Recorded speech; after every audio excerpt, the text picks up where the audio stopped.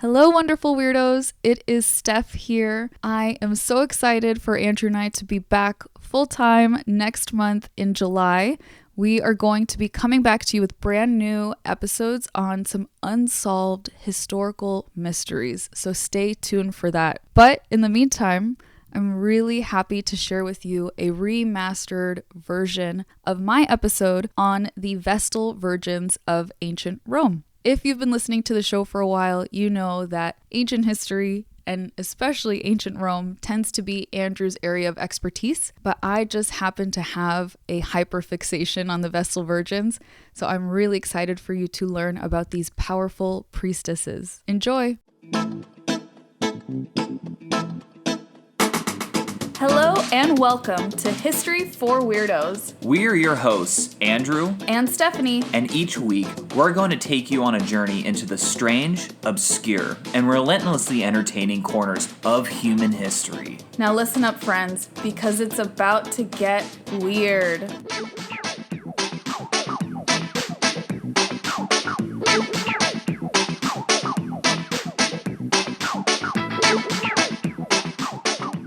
Welcome back, Weirdos, to History for Weirdos, episode number 77. Yay! I'm always happy to be back. Same. I'm always happy to be here in front of our mic that's stacked on top of a bunch of books. In our living room. In our living room. It's very professional. Absolutely. We were literally just talking about how it's such a professional setup. It's amazing. Well, also to our American listeners, happy President's Day, as the day this comes out is on President's Day. Yes, that's right. Hopefully, you get some time off work or some rest or bonus pay or something if you're working today. Something. I've literally never gotten it off once. Oh my gosh, really? Yeah, never. Oh, that stinks. I always get President's Day off. Not to brag. Not to brag or anything, but the reason I love President's Day weekend is because it's almost always your birthday weekend. It is, yes. Yeah, it's always around your birthday. And today, the day we're recording this I'm saying happy early birthday because your birthday's tomorrow. But the day the episode comes out, I'm saying happy belated birthday. Oh, because it'll have passed. Yeah, that's how time works. That is how time works, indeed. Yeah, you are turning 31 tomorrow. I know, I'm going to be an old man. It feels like just yesterday we were counting down the days to your 30th. I know, and it's already been a year later, and I'm still processing what it means to be 30. And I'm going to be 31.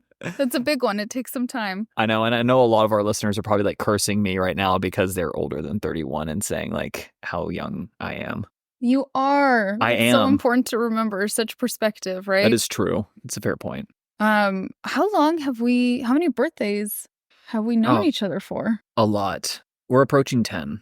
That's so nuts. Yeah. Yeah, we knew each other almost our entire 20s. Exactly. Yeah, I was 22 and you're 21. Yeah. When we met. Babies. We were babies. Little baby weirdos. Exactly. I know. And then we would start a history podcast together. We also got married. Oh, yeah, that thing too. But you're right. The history podcast is equally... I was talking about the thing that's more important, okay? Oh, I was going to say equally important. But anyway... moving on. That comment aside, I decided for today's episode to honor you. Thank you. The episode is all about you. No, just kidding. The life of Andrew. The life of Andrew, even though you were there. This has to do with your favorite era of history. And I asked the weirdos to guess on Instagram if they thought they knew what that was. My love, can you tell us what is your favorite era of human history? Of course, I'm happy to answer that question. As you well know, and weirdos, it's probably most of you know as well, my favorite historical period is classical Rome. Yes, correct. Thank goodness. I know, imagine you're like, oh. Oh, this anyways. Is about Victorian England. Yeah. Now, today's episode, we will be talking about the powerful Roman priestesses, the Vestal Virgins. Oh, heck yes. Yes, they are. It's such an interesting cult. And cult was used differently back then, kind of like a sect, I guess it would be. Like a religious sect. Yes, such an interesting cult, really interesting history, and there's a lot of mythology in today's episode, Weirdos. So I hope you enjoy, and Andrew, I hope you enjoy as well. Yeah, the Roman pagans even viewed early Christianity as a Jewish cult. Yeah, I really could see that. Yeah. That makes sense because it was Jewish people who were also just like obsessed with helping like really disenfranchised people. Yeah, and following this dude Christ, whoever that is. Yeah, exactly. Well, before I get into the details of the Vestal Virgins, we're going to talk just a little bit, like a very brief overview of the Roman gods and just Roman religion in general. Nice. So as you may already know, the Romans worshipped many gods and goddesses. They believed that everything from rivers to cows to cities had a guardian spirit essentially ruling over it. People of Rome would pray daily, and they would pray to different deities depending on whatever the current want or need was. Yeah. From their perspective, almost everything that happened to a Roman citizen, good or bad, would be linked back to their piety or their lack thereof, which I'm sure the lack thereof was frequent as well. Right. Because they also loved to party. They did. Partying honored the gods in some respects. That's true, Dionysus. Yeah. As Rome expanded, they were really open-minded when it came to adopting the gods of other cultures. Yeah. They would often change the name and maybe some aspects of the god's personality or how they were represented just so that they looked and sounded more Roman. Yeah. Which is a very Roman thing to do. It's very Roman, yeah. And famously, the Romans loved the Greek gods and goddesses and adopted the Greek pantheon, changing the Greek names to Roman names. And they combined this pantheon with the ancient Etruscan and Sabine gods, which would have been, I guess, native to that region. Right, yeah, like central Italy. So that's our little backstory, just to give you some context. And now you might be wondering, well, who is Vesta? Yeah. Vesta is the goddess of the hearth, the home, the family, bakers, bread, and donkeys. I love the donkeys one always throws me off because it's like, it kind of just comes out of left field. And donkeys. I love it so much. It's kind of whimsical. I guess donkeys were probably a bigger part of like the homestead back then. It must have been. I actually don't have a lot of color commentary on that. But sadly enough. It's pretty cute. Yeah. She was also the goddess of every sacrificial fire, which is a big deal because the Romans, correct me if I'm wrong, babe, love to make sacrifices. Oh, yeah. They'd sacrifice for anything. Anything and everything. And they weren't big on human sacrifices, right? There were some records of human sacrifices, but even like later Romans would look back on that in shame. Yep. It was animal sacrifices were their main thing. Oh, well, that's better, I guess, than you. Yeah, not much, but But there we go. So Vesta was the daughter of Saturn, who's the god of time, more or less. Typically, the gods are gods of lots of things, but right. Saturn is generally the god of time. And Ops, O-P-S, she was the fertility goddess of the Sabine people. Oh, I didn't know that. Yeah.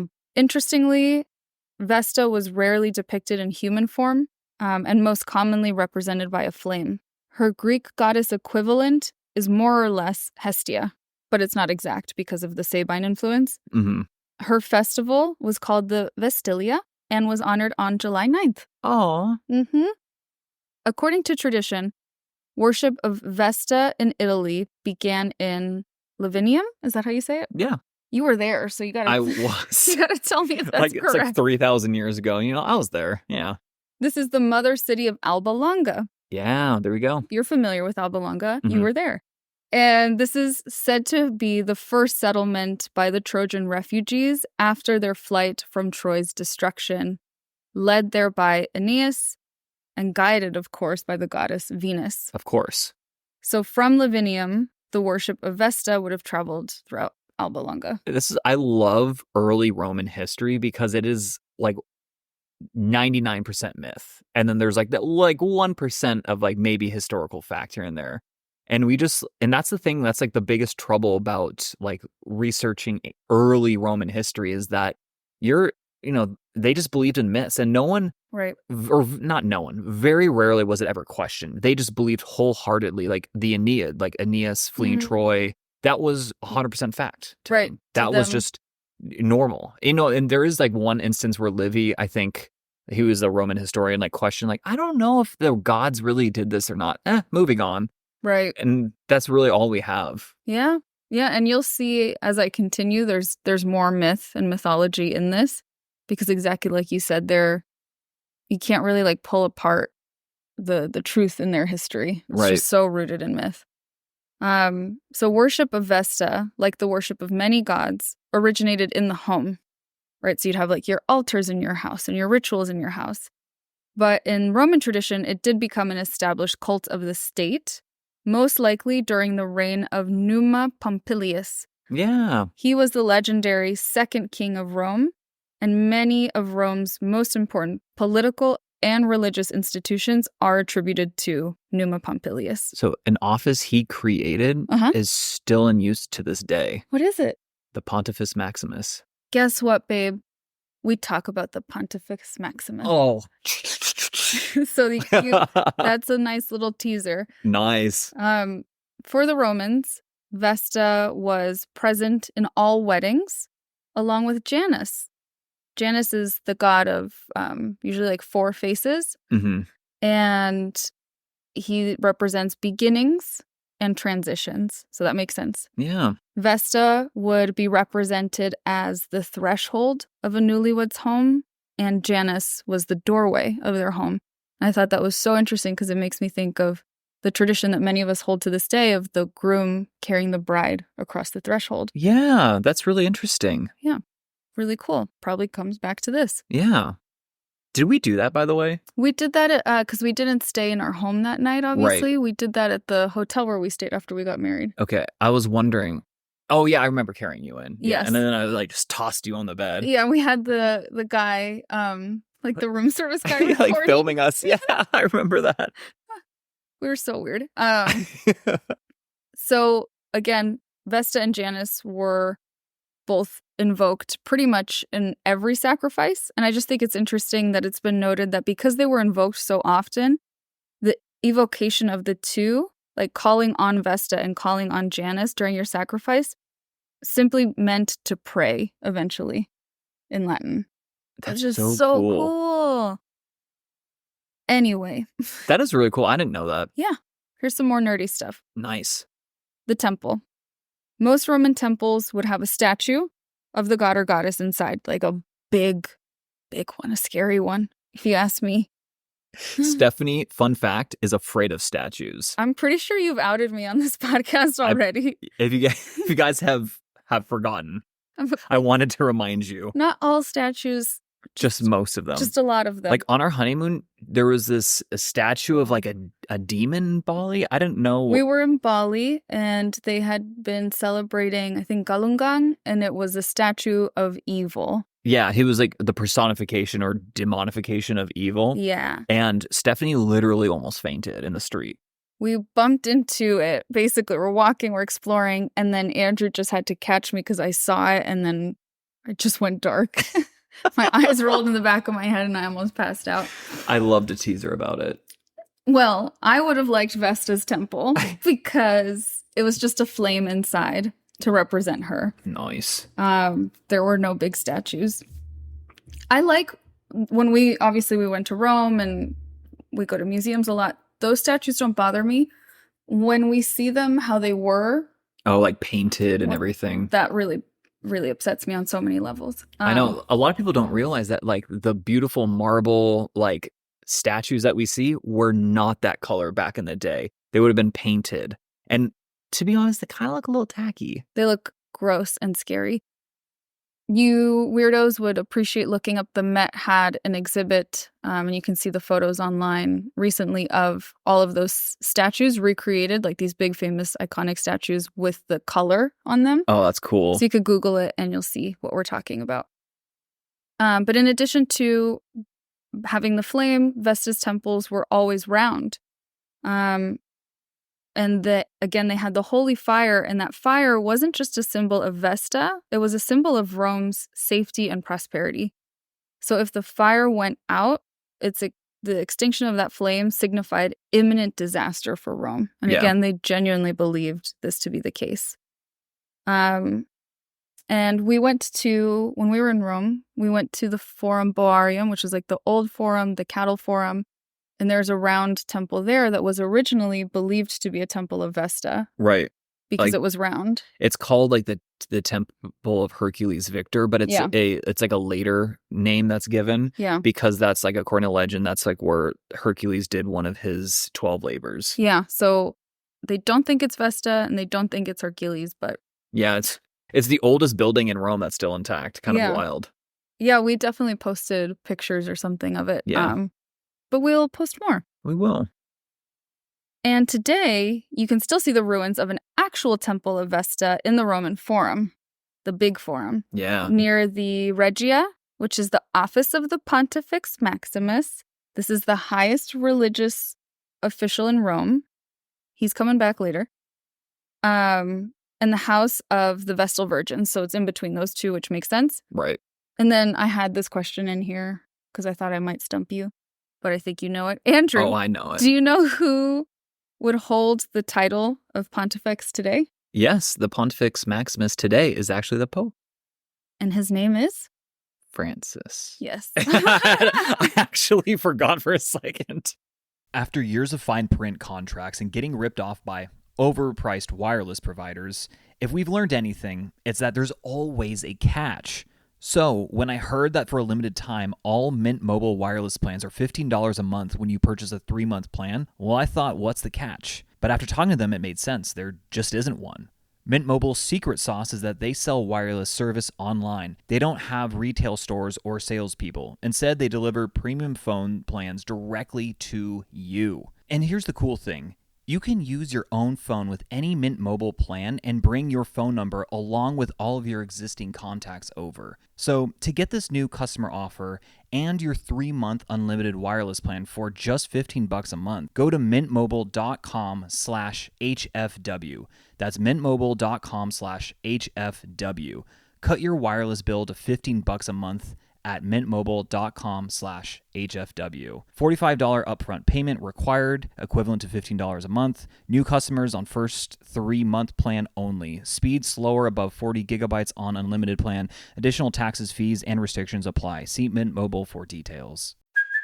Hey, it's Kaylee Cuoco for Priceline. Ready to go to your happy place for a happy price? Well, why didn't you say so? Just download the Priceline app right now and save up to 60% on hotels. So whether it's Cousin Kevin's Kazoo Concert in Kansas City, go Kevin, or Becky's Bachelorette Bash in Bermuda, you never have to miss a trip ever again. So download the Priceline app today. Your savings are waiting. Go to your happy place for a happy price. Go to your happy price, Priceline. Yeah, that comes from Rome. Yeah, I know. Like in old Rome, guys. Like this is like the Roman kingdom when like Rome was just like a backwater. It's not like the massive empire that you think of. Mm-hmm. They had like basically their main priest. Yeah, exactly. Mm-hmm. Which is what the Pope is, right? He's like the super priest, I guess. Super priest. Yes, the Catholic schooling did me well.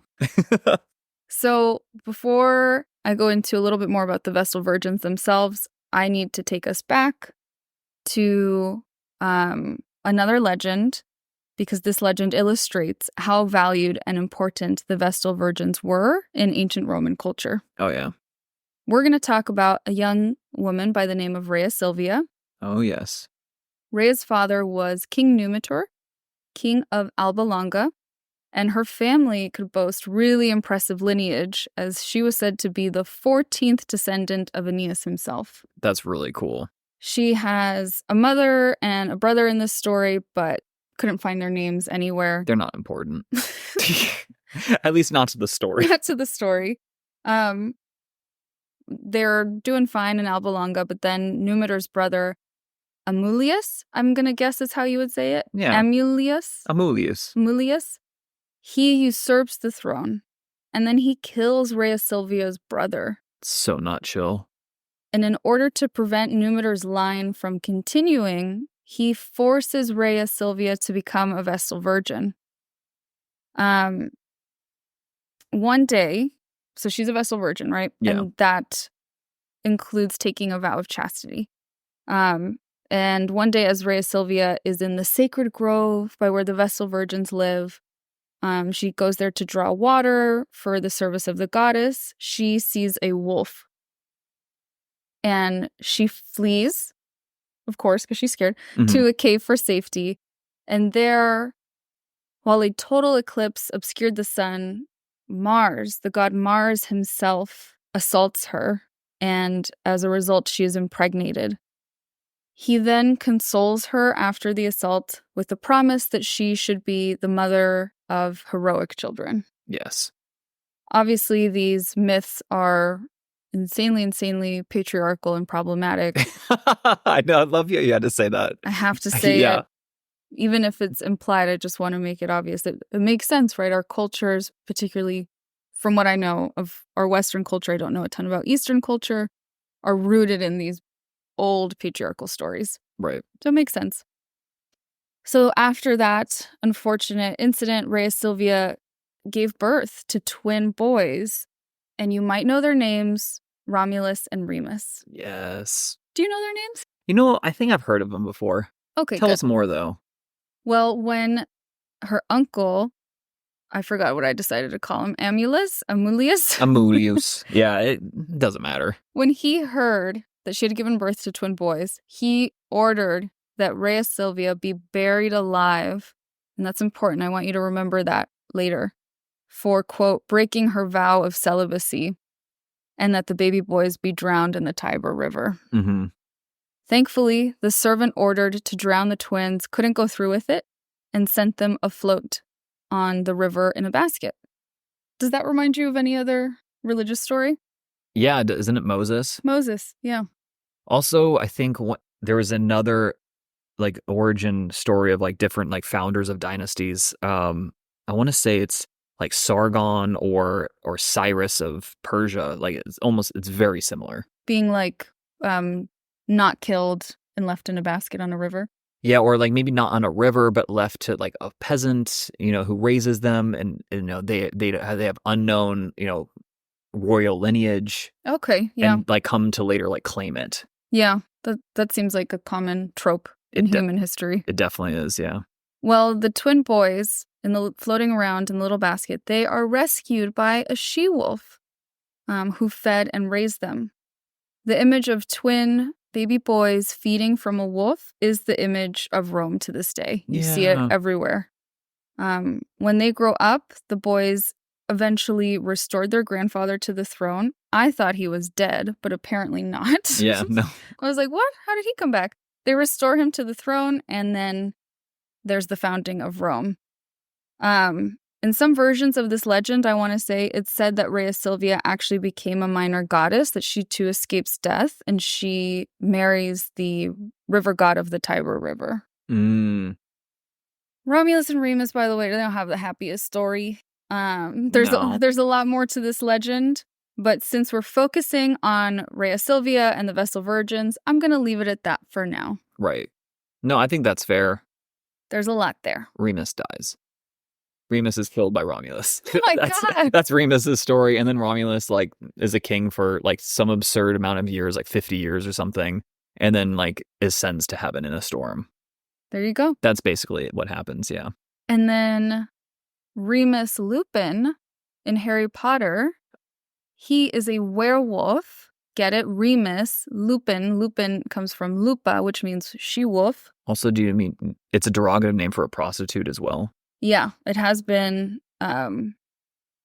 it's like slang for sex worker. Right. So some wonder if the twin boys were actually raised by a sex worker. Yeah. But I was talking about Harry Potter, so sorry. That was not even remotely relevant. Remus Lupin, wolf, get it? That's what I was trying to say. I just think that was so clever in naming him that. Yeah, definitely. And then okay, one more nerdy comment about Harry Potter. When the Order of the Phoenix kind of goes underground and the Ministry of Magic is under control of Voldemort, they all get code names when they're trying to communicate with each other on the radio, and Remus chooses the code name Romulus. Oh my God, I thought that was so clever. Oh my God. I loved that in the story. You're such a Harry Potter nerd. Yes. Okay, I really didn't plan to talk about Harry Potter during this. So, going back to the story. What does this legend tell us? I think, one, it tells us it's possible that the Vestal Virgins predate Rome itself, which is why their historical origins are tied into mythology. Oh, I think they absolutely are. Yeah. And two, since the mother of Romulus and Remus was a Vestal Virgin herself, you can see how honorific and sacred this role would become. Yeah. The Vestal Virgins were sacrosanct, which means they could not. Did you have this in your notes? Okay. Totally. I'm going to stop saying it. No, you're good. You're good. It's coming up. Don't worry. So similar to Rhea Silvia, Vestals were chosen as girls, and they were typically from highborn families, right? Rhea Silvia was a princess. These girls are noble when they're chosen. To be chosen for a Vestal, a girl had to be free of physical, moral, and mental defects, have 2 living parents, and be a daughter of a freeborn resident of Rome. That's a tall order. That's really tall, yeah. I would not meet the requirements here. Let me just say that. And they were expected to serve for 30 years. Their main duty as priestesses was to guard and maintain the fire of Vesta. This is super important. Yep. If a Vestal died before her contracted term ended, before those 30 years, the potential replacements could be presented to the chief Vestal for the selection of the most virtuous woman. Oh, very nice. So unlike a normal inductee, unlike those little girls that are chosen, these candidates did not have to be prepubescent, and nor did they have to be virgins. They could be young widows or even divorcees. Wow. Although divorcees was frowned upon, but not unheard of. Interesting. I actually didn't know that. Yeah. In exchange for their service, Vestals had many rights and privileges, such as being carried in a palanquin.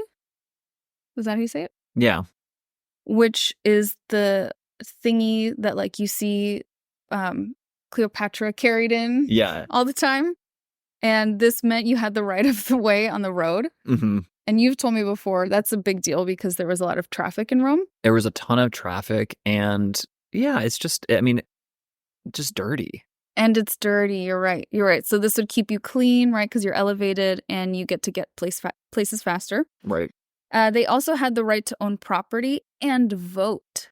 Which is a huge deal because women did not have the right to vote. Yep. You're totally right. You couldn't even be a citizen, actually, if you're a woman. Like, only men could be citizens in Rome at this time. That's a really good point. Women are property. Yeah.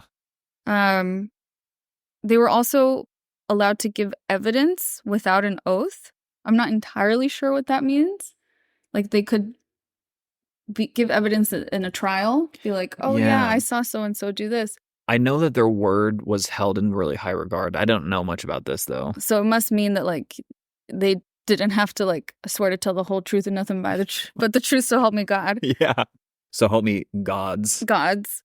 And really importantly, they were always reserved seats at the games and performances. Again, which is a huge deal because usually women were not allowed. Yeah, they had, like, courtside seats, basically. They were even able to pardon criminals and enslaved people who were sentenced to be executed. It's a huge deal. I'd say even more impressive, like, if a Vestal Virgin goes to your trial and she's like, no, this guy's fine, let him go. That's amazing. But I think even more impressive is that if a condemned man crossed paths with a Vestal on his way to be executed, it was considered a sign of redemption from the gods, so he would be immediately pardoned. That's amazing. That is nuts. It just shows you, like you were saying, how factual, how important the gods were to them. It was like, there was a really blurred line between, like, civil life and religious life. I mean, they were so ingrained, they're really one and the same. Absolutely. I mean, if you look at the top of, like, the second most, or maybe possibly, like, in terms of just daily life, the most important hill in Rome, it was a temple to Jupiter Optimus Maximus. Like, it was not anything else. It was a temple to the gods, like the chief god amongst them. Right. Yeah, that's a really good point. And then going back to what you had mentioned before, the body of a Vestal Virgin was considered sacrosanct. this means sacred, highly valuable. No one could spill the blood of a Vestal, and harming or injuring them was punishable by death. Yep. Big deal. Women did not have that protection. I No. mean, other normal citizens didn't have that protection. No, it was usually only like really high offices. Yeah. As we can see, this position came with immense privileges, especially for women of this time, as you mentioned. Yeah. And the Vestal Virgins were just in general some of the most powerful people in Roman society. Right. People, not women, like people. Yeah. What was the other position? You had mentioned this when you were talking about the story of the Gracchi brothers. Oh, the tribune of the plebs. He was sacrosanct, right? Yeah. And that's why it was a huge deal when, this is going back way back, but when both of them were killed, the first one was Tiberius. That was the first time in like 300 years that a sacrosanct official was killed. And that, and if you had to point to like one event that started the decline of the Roman Republic, it's probably that. Yeah, that makes sense because that turns everything on its head. Yeah, that was like, 3 decades roughly? I can't remember if that's right. No, yeah, about 3 decades before Julius Caesar was even born. So nuts to think about. Yeah. Okay, so there's a cost to this privilege. The power that they had also came with severe punishment if their duties as a Vestal Virgin were not fulfilled. Let me say it, because at the end of the day, they were still living in a very heavily patriarchal society. Oh, absolutely. Where the objective was to control women. So they still had men controlling them, just in a different way. So as mentioned, their duties as priestesses was to keep that sacred flame always going. Mm-hmm. If the flame went out, the priestess responsible would be beaten by the chief priest, not by another Vestal, but by a male priest. She would be beaten. If she died, that's fine. Yeah, that sounds, the flame was really important because it wasn't just for the gods. It was for like Rome itself. It was like the personification of the like, whole empire. Yeah, like Rome was like almost like our version of like manifest destiny, as bad as that sounds. But it was like their version of like Roman excellence and like and like just the continuance of the state. Yeah, it's nuts. Again, like religious civil life just being essentially one. Mm-hmm. I agree.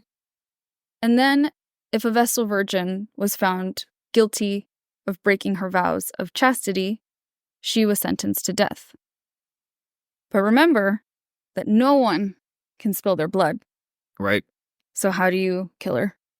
Well, the 5th king of Rome, Tarquinius Priscus. Yeah, he was... He devised a cruel way to circumvent that rule.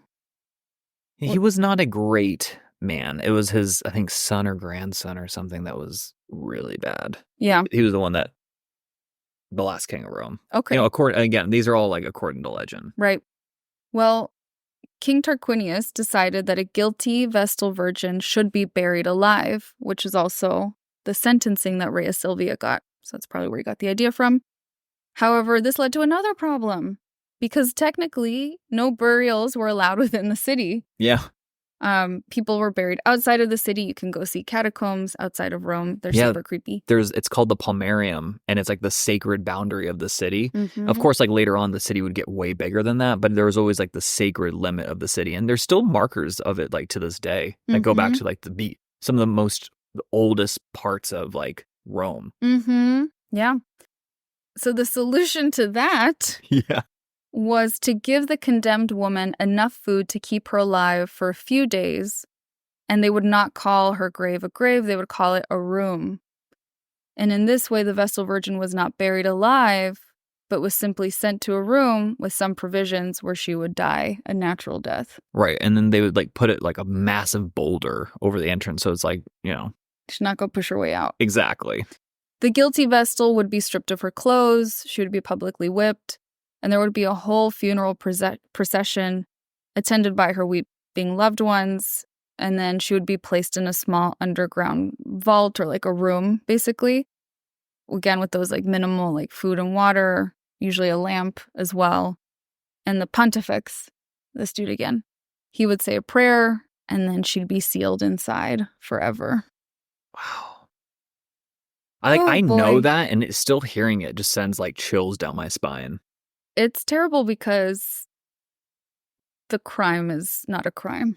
No, and also here's the thing too is like most of the time this happened. I remember the Robert Gerval talking about this. Like, Yes. most of the like it was broken, like not often, but it was broken enough. Like, and we even know Julius Caesar had relations with a Vestal Virgin, Yeah. and nothing happens to them most of the time. It was only usually because of like political, or someone wanted to send a message, usually like an emperor later on, that they would exercise this punishment. Yes, it was typically Vestal would receive this punishment as collateral for the men in her life, right? Exactly. If someone wants to get back at her dad who's in politics or something, they would do this to her. Or again, like you said, even if an emperor all of a sudden is like, I want us to be more moral and more pious, Exactly. you'd be stricter about it. So Mm-hmm. again, it's just the result of their culture and some of the downsides of that culture. Yeah. There, like you said, there are only a few reports of this very callous, in my opinion, punishment being given to the Vestals. And there are also, thankfully, a couple of reports of Vestals escaping this punishment. Oh, wow. Mm-hmm. For example, in the 3rd century, the Vestal Virgin Tuccia was accused of no longer being chaste. But Tuccia was able to prove her innocence by miraculously carrying water in a sieve. A sieve is a mesh strainer, like the kind used to sift through sand, Mm-hmm. from the Tiber River to the temple of Vesta without spilling a drop. So she has water in this container full of holes and no water comes out. To the Romans, this miracle proved that Vesta wanted her to be spared and Tuccia lived. Oh, very nice. I have no idea what probably actually happened. That's nuts. Yeah, I mean, just on the surface, that's a pretty crazy story. Yes. The Vestal Virgins who managed to survive their 30 years of service were rewarded with a comfortable pension and permission to marry. But most of them chose not to. Yeah. They remained respected members of society until their deaths and were pretty financially well off and independent, again, whether or not they were married. Right. I think, yeah, like you said, they had a pension. So a lot of them chose not to get married because it's like they're Why? financially stable. Like all of a sudden now they'd have to they would be property of their husband. And so it's like, they lived essentially a very privileged life for 30 years. Why would they want to give that up? And be someone's property. Yeah. Lose their freedom. Exactly. I agree. No one wants to ever give up their freedom. Precisely. Yeah. In ancient texts, just because I thought you'd be interested, Yes. the Vestals are referenced by Suetonius, Tacitus, Ovid, Plutarch, and Pliny the Elder. Yeah. These are Roman historians for people who are not as nerdy as Andrew. And then through their writings, some of the Vestals we know about personally include Ochia or Okia. And she was a Vestal for 57 years. Oh my God. I don't That's know why. Almost 2 full terms. She was a Vestal between 38 BC and 19 AD. Oh, wow. That's a really interesting time. So she would have seen the end of, or her time would have been the end of the Roman Republic, the beginning of the rule of Augustus, You're right. and even Tiberius. Yeah. And she would have probably heard whispers of some Jewish guy off in the Near East who's creating his own cult. Yeah. Some guy. She didn't even know his name. Some guy. And then there was Rubria. I don't know if that's how you say it. That's an unfortunate name. Yeah. She was a Vestal during the 1st century. And Suetonius unfortunately wrote that she had been sexually assaulted by Emperor Nero. Yeah, that sounds about right. Mm-hmm. Nero was a real POS. Yeah, he's a real peach. And then Aquilia Severa in the 3rd century, whom, this is so weird and interesting to me, the Roman Emperor Elagabalus. Thank you. Yeah. I couldn't say it. He married her twice. Yeah. She was his 2nd and his 4th wife. And this led to big scandal. He was a teenager. Yeah, Elagabalus was one of the worst Roman emperors in history. He was just so incredibly just awful, at ruling. He was a teenage boy with a lot of power. Yeah, that's a common theme. Is usually if there was a Roman emperor that came to power when they were a teenager, they're going to be terrible. There's only one exception I can think of. Who? Alexander Severus. Oh, okay. And unfortunately, he had a domineering mother who was both good and bad, but ultimately led to his own demise. Okay. But he had like a big stabilizing influence. Yeah, he had way. a stabilizing influence, and he had a moral compass. Yeah. From what we know about. Well, Elagabalus only ruled from 2018 to 222. Yeah. That's not a long time. No, he was... Or 218, I'm sorry. Yeah. To 222. He sounds like a hot mess. Oh, he was... From the little bit that I saw. Yeah, he was. And then we have Coelia Concordia from the 4th century, and she is the last noted, like, recorded head of the Vestal Virgins. Yeah. The cult ended in 394 AD by Emperor Theodosius, who let the fire go out, what a move, and forbade any pagan worship. Obviously, he was a Christian. Yeah, just to be... Yeah. He was one of the most like notable like Christian emperors. The 4th century was just, you saw Constantine was the first. And right.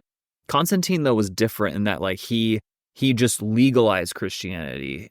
It was semi the state religion, but like not strictly speaking. But yeah, the two were still coexisting. Yeah, and then it's just you had like Emperor Theodosius was kind of like the last kind of straw that broke the camel's back, where they just like it almost became the inverse of like a few hundred years before, where the pagans were persecuting the Christians, and now it's like the Christians are persecuting the pagans. Yeah, he doesn't sound really nice. He was a competent emperor, but he also has he is really responsible for the demise of the Roman Empire, at least the Western, because he's the final emperor to rule both sides of the empire. Mm-hmm. And once he dies, he splits it between his two sons, who were just enormous idiots. They were. You'd think you'd know that. Oh my God, they were.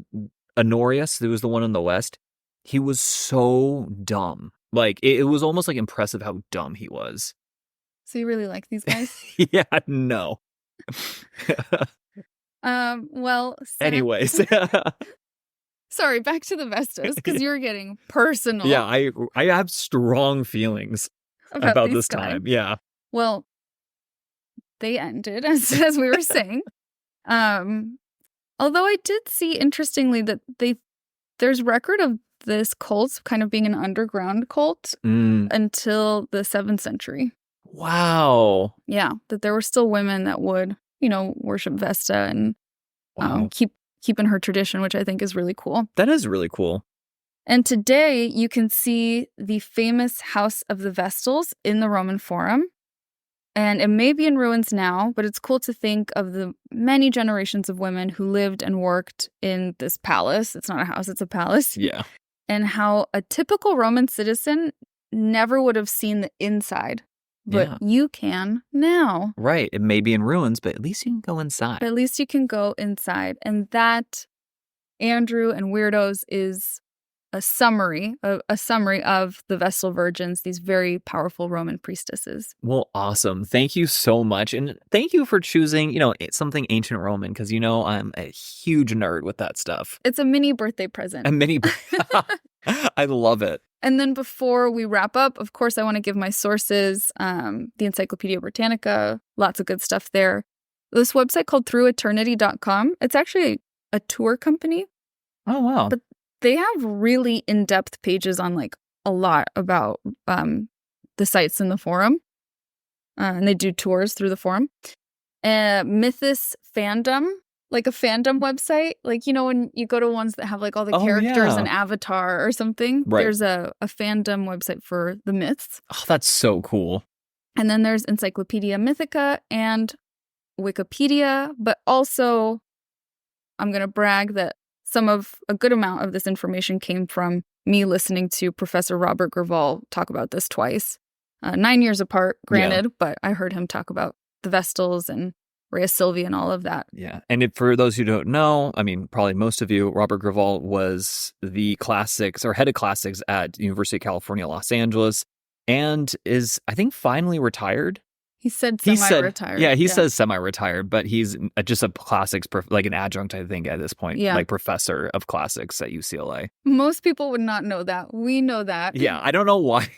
I was like, probably none of you know that. But he's incredible. Maybe because we've mentioned him before. Right. Anytime we talk about Rome, we mention this amazing professor, really good teachers, really good educators, just like They leave a mark on you. They really do. Yeah. And you can tell like he's really passionate and just knows as much as like any human of this day can know, but is really just a great, like, he's not, what's the word? He's not stuffy or your typical academic about it. He's just very relatable and very approachable. Very approachable. And the way he talks about it, just anyone, you can pick off anyone from the street and he can tell it to them and they'll understand it and get it. It's pretty incredible. And that just gives me a reminder to say thank you to educators who listen, because I think we have quite a few. Yeah. Thank you, teachers. Thank you, teachers, because it's such an important role that should be very well revered in our culture. Right. And it's isn't not given its due. It's not given its due, but thank you so much. Obviously, we've had really good teachers, and that's why we have a nerdy history podcast. And that is it for this week. Well, thank you so much. This was incredible. I even learned some new things. And I thought, I'm a huge Roman history nerd, so that's good. pretty cool. That was my goal. I was nervous. No, that was incredible. Okay. That was a really good summary. Yay! Because we're talking about like well over 1,000 years of history here that like goes into myths and like before Rome was Rome, when it was just a bunch of tribes like running around Italy, to like the emergence of like nation states. Yeah, and if you're interested in learning more about the Vestal Virgins, I highly recommend looking into them. I saw that Mary Beard has a couple of volumes of like Roman religions. Oh, nice. That people say are really good, so you can start there. And that is it for this week. Yes, well, thank you. And until next time, weirdos. Until next time. Adios.